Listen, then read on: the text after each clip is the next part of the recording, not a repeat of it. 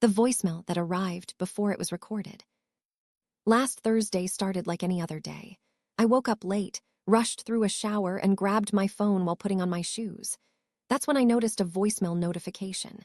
It said it had arrived at 6:12 a.m. I didn't remember hearing the phone ring, but that wasn't unusual since I sleep like a rock. What caught my attention was the caller ID. It simply read unknown. I tapped the voicemail and held the phone to my ear. For the first few seconds, there was nothing but static. Then a voice came through. My voice. "Listen carefully," it whispered. "You don't have much time." I froze. I hadn't recorded anything like this. The message continued, sounding rushed and breathless. "At exactly 4:45 this afternoon, you're going to be at the downtown train station. You're going to see a man drop a black backpack near platform 3. Don't pick it up. Don't even go near it." The recording crackled again. "If you're hearing this, it means something already went wrong." The voicemail ended. I stared at my phone in silence. My first thought was that it had to be some weird prank. Maybe one of my friends messing with me using voice editing software. But the longer I listened to the message, the more uneasy I felt.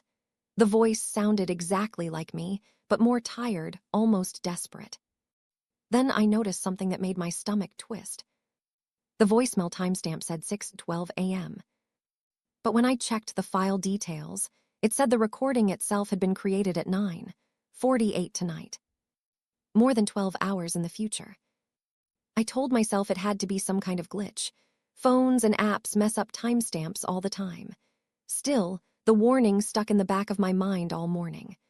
I went to work, answered emails, attended meetings, and tried to forget about the strange message. But around lunch, my boss asked me to deliver some documents to our partner office across town. Their building was right next to the downtown train station. My heart skipped a beat when I realized it. By the time I finished the delivery, it was already late afternoon. I stepped outside the office building and glanced at the time. 4:41 p.m. Without thinking, I walked toward the train station entrance. The voicemail replayed in my head as I descended the stairs to the platforms. The place was crowded with commuters heading home from work. People rushed past me carrying bags and coffee cups. I looked at the sign above the tracks. Platform 3. For a moment, I considered leaving. The message had told me not to go near the backpack, but curiosity is a powerful thing. I moved slowly through the crowd, scanning the platform. Then I saw him. A tall man in a dark jacket walking quickly toward the exit stairs. As he passed a bench, something slipped from his shoulder. A black backpack. It hit the ground with a soft thud. The man didn't stop. He kept walking, exactly like the voicemail described.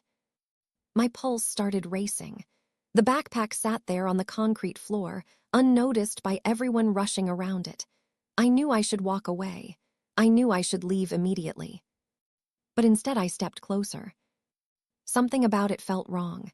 Not just the situation, but the way the man had dropped it so perfectly, like he meant to leave it there. Just as I reached out to grab the strap, my phone buzzed. Another voicemail. Same unknown number. My hands trembled as I pressed play. My voice came through again, louder this time. "What are you doing? I told you not to touch it." I froze. The voice continued. "If you're hearing this, it means you ignored the first message. Put the bag down and get out of there right now." My eyes darted around the platform. People were everywhere. Someone was going to pick it up eventually. "Listen," the voice said urgently. "In 5 minutes, that bag is going to explode." My heart slammed against my ribs. I dropped the backpack immediately and stumbled backward. The crowd kept moving, unaware of what was about to happen. "Tell security," the voicemail said. "Hurry." I sprinted toward the nearest station officer and tried to explain between gasps. At first, he looked skeptical, but when he saw the panic in my face, he radioed for backup. Within seconds, the platform was being evacuated. Passengers groaned and complained as officers pushed everyone toward the exits. 3 minutes later, the bomb squad arrived. 5 minutes later, the backpack exploded. The blast shattered windows and sent smoke pouring through the station, but the platform had already been cleared. No one was hurt. Hours later, as police interviewed witnesses, I sat outside the station replaying the voicemails again and again. They had saved dozens of lives. But something about them still didn't make sense. The second voicemail timestamp said it had been recorded tomorrow morning, which meant one thing. More messages were coming. My phone buzzed again, just as the detectives approached me. Another voicemail. I hesitated before opening it. My voice spoke softly through the speaker. "You did good today." I let out a shaky breath. Then the message continued. But the man who dropped the bag, he wasn't the one behind it. The line went quiet for a moment. Then my future self whispered something that made the air leave my lungs.